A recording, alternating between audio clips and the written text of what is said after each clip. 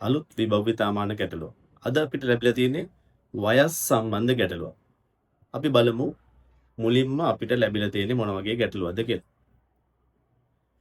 දැන් පියාගේ හා පුතාගේ වයස්වල එකතුව අවුරුදු 53කි.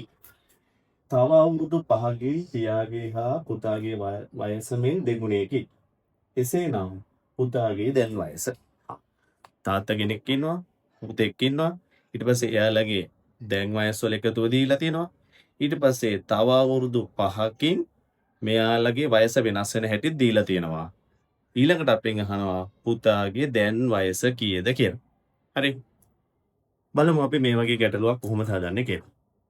දැන් ගැටලුව මුලින්ම කියනවා දැනට දැන් පියාගේ සහ පුතාගේ වයස්වල එකතුව අවුරුදු 53යිලු. හරි.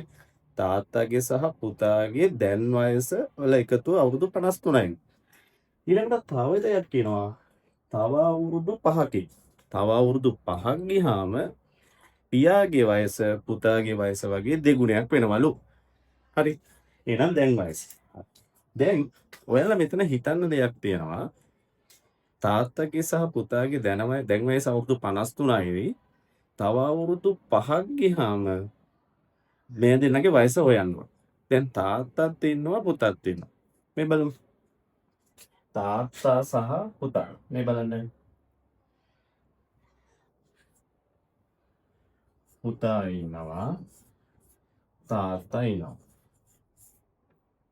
දැන් පුතාගේ සහ තාත්තාගේ දැන් වයස අවුරුදු 53යි. හරි. එතකොට පුතේ තව අවුරුදු 5ක් යනකොට තාත්තටත් අවුරුදු 5ක් එකතු වෙනවා. පුතාටත් අවුරුදු 5ක් එකතු වෙනවා.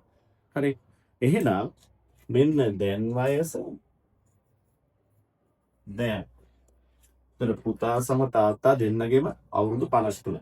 එහෙනම් මෙයාටත් අද 5ක් එකතු වෙනවා. පුතාටත් 5ක් එකතු වෙනවා.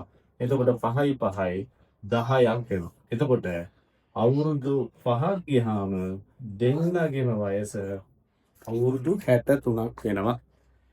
හරි. ඊට පස්සේ කියනවා තව අවුරුදු 5ක් ගියාම පියාගේ වයස පුතාගේ වයස මෙන් දෙගුණයක් වෙනවලු. ඒ කියන්නේ පියාගේ වයස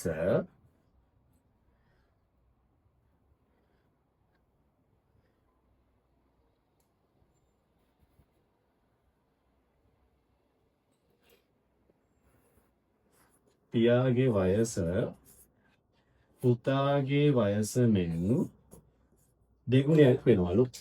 මෙතන තියෙනවා සරල අනුපාතයක්. 1ට 2. 1ට 2. 1ට 2.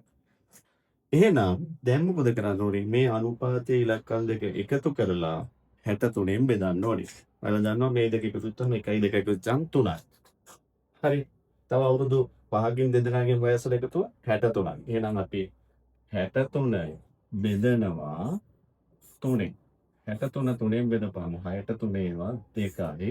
ඒවටත් 3 6යි. 6න් 6 0යි.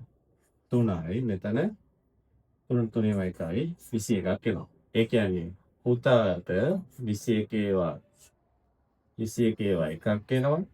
21 ඒවා එකක් 21යි.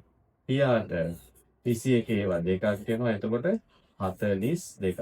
එතකොට තව අවුරුදු 5ක් ගියාම පුතාගේ වයස 21ක් වෙනවා. තාත්තගේ වයස 42ක් වෙනවා. දැන් අපෙන් අහන්නේ එසේනම් පුතාගේ දැන් මේ අවුරුදු 5ක් ගියාමනේ.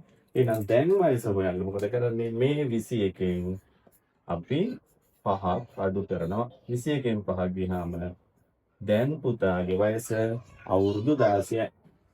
ඒ නිසා අපි 16ට ඉරි ගහනවා.